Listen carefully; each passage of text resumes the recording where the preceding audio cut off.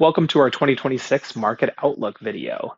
This year, we're going to be discussing three broad themes that we think are going to continue to drive markets. To set the stage a little bit, 6 of the past 7 years, the S&P 500 has delivered double-digit returns. This is despite tariffs, government shutdowns, changes in AI trends, all of which have continued to drive markets, some of which will continue to drive markets.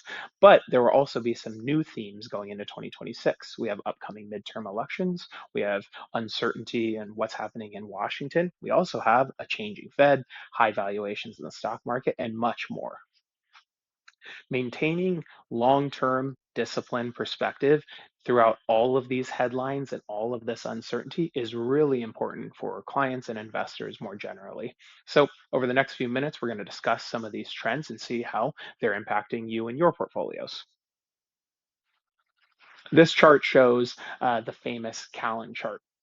The goal of this chart is to really show how different asset classes can impact portfolios in certain years. So if you look over the past decade, for instance, the S&P 500 has been pretty dominant. It's in the top one, two, or three performing asset classes for a pretty long period of time here.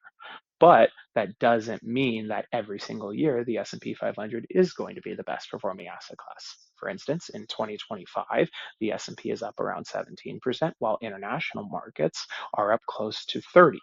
Again, emphasizing the importance of diversification inside your portfolios. Now, the reason international markets perform so well this year has to do with improving growth expectations as well as a weakening dollar, which actually boosts returns for US based investors. Not only that, fixed income has also played a role in diversification across portfolios this year. The Barclays Ag is shown in this, or the fixed income sector is up about 7% for the year as the Fed continues to cut interest rates and inflation stabilizes. At the end of the day, why I like this chart the most is it really shows the value of diversification and why it's so important to maintain that balanced approach across market conditions despite headlines. Now, let's turn to market sectors and what's driving returns this year. As you can see from this chart, you can see the S&P 500 in blue, but the S&P 500 is made up of various sectors, and you can clearly see which sectors this year have driven the S&P 500's return the most. Perhaps no single trend has captured investor attention more than AI.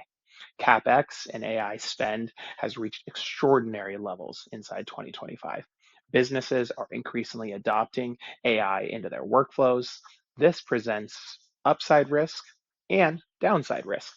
Mag 7 continues to lead markets higher, driven by that infrastructure spend and investment and growing adoption of AI tools. But the concentration of the S&P 500 in AI stocks presents some downside risks. About one third of the S&P 500 is concentrated inside these stocks. So whether you know it or not, most investors have a heavy concentration into tech and AI. Now, history shows that transformative technologies like potentially AI often follow similar patterns. Got initial skepticism, then rapid adoption, followed by market enthusiasm, and eventually it integrates into the broader economy. The key lesson is that markets often overestimate the speed at which profits can be generated. Now, this trend will continue into the new year and we will continue to track it. Finally, let's look at the economic environment and the Fed's role. As this chart shows, which I think is very key, despite different Fed chairs getting appointed by different political parties, the market has done well in all of these environments. So it's really important to take a step back and remember that the market has prevailed despite a Republican or a Democratic appointee to the Fed chair. But in any case, let's talk about how this is going to affect the economy.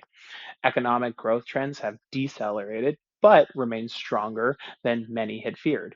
US GDP experienced a small negative dip in the first quarter of 2025, but this rebounded quickly. Inflation stabilized at 3%, but the job market weakened. At the end of the day, the Fed resumed rate cutting starting in September, but that path is going to be a little less certain inside of 2026. Fed Chair Powell's term ends in May of next year, and it's largely expected that this administration is going to appoint a new Fed chair that is more inclined to have a lower interest rate policy.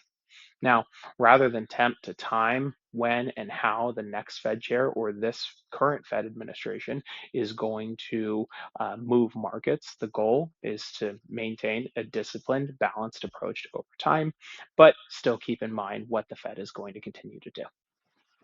I really hope you enjoyed these insights. If you have more questions on our outlook for 2026, or if you want to discuss any of these topics in greater detail, call me or anyone on the team anytime. Hopefully talk to you soon. Thank you.